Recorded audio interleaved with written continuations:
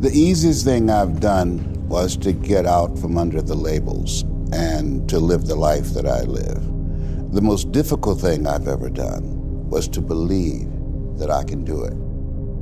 You have to tap into suffering every day of your life because we have so much scarring that we have to clean up. You have to look at suffering as almost like I look at failure. To succeed, you must fail. In failure and in suffering, all the answers are in there. All the answers to all the test questions. The test is your life. All the answers are in there. You don't have to live in suffering and pain and failure all the time. You have to learn, I need to visit it. Like people hate working out. You're only gonna visit working out maybe an hour a day. 23 other hours of the day, you're not in it. But how you become in shape is you must visit suffering, visit working out 1 hour a day. Visit suffering 1 hour a day. Visit your past failures 1 hour a day. The relationship with it is the answers are in there.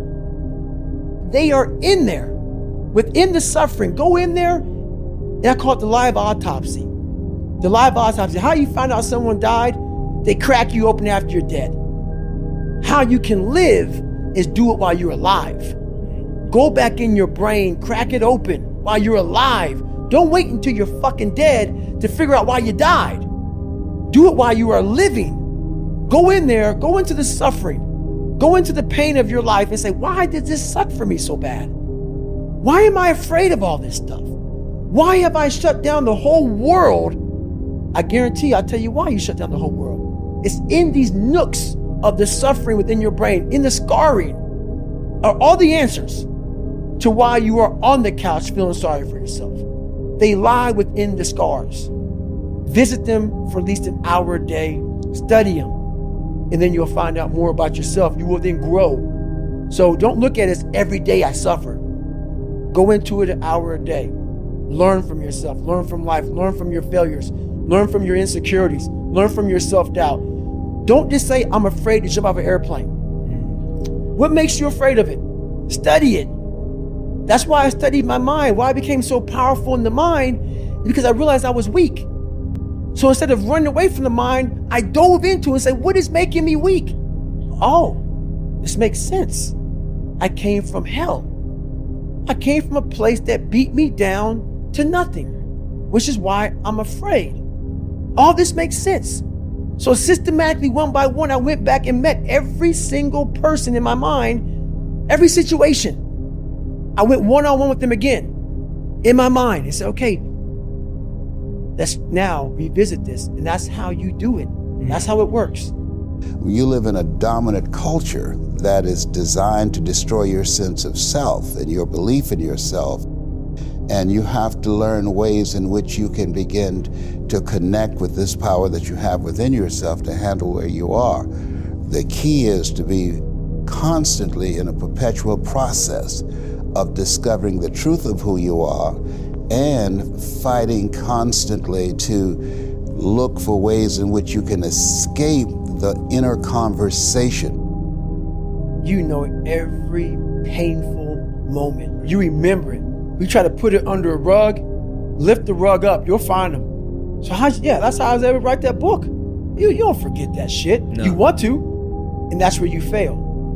By trying to forget it. That's where you fail. That's where there's no growth. Let's just move forward from all this.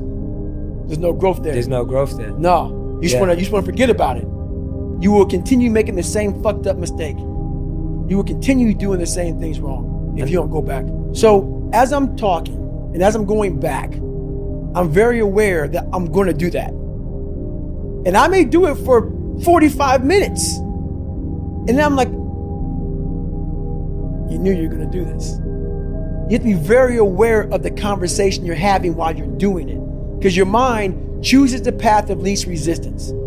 Your mind has the ultimate tactical advantage over you. It knows what scars you. It knows your fears. It knows your insecurities. And it protects you. Which is why I talk about the 40% rule in my book. The 40% rule is all about the brain has the tactical advantage over you. It knows and it keeps you away from all that. That's why it says don't jump out of an airplane. Don't go in the ocean where there's sharks. It's a protective mechanism. Don't go back to the place where your dad beat the shit out of you in your mind. Don't go back. The brain protects you, but protects you so much, it doesn't allow growth.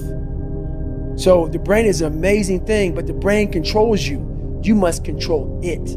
You must take power over your own mind, or your mind will guide you into all the soft places that your brain wants to live in. Life is going to beat up on you in so many ways, and many things, they come back. Negative thoughts and how you feel about yourself, they don't die. They come back once you stop doing the maintenance work on your mind. So there's so many things you can do to get outside your own head to then allow your body to just be like, hey, we're just a machine. But you have to let your mind be able to process all these different tactics to do that. Take a different vantage point in life. When you are in the hell, you can't see the beauty of being in it when you're in it. Get on top of that mountaintop in your mind. Get on top of that mountaintop and look down at what you're doing. You can see a whole different world, and that world is beautiful. But you gotta get a different vantage point in the suck. Don't be in it. Spiritually, get out of it. Get that soul. Look down on what you're doing. Be amazed by the process of where you're at now and where you came from.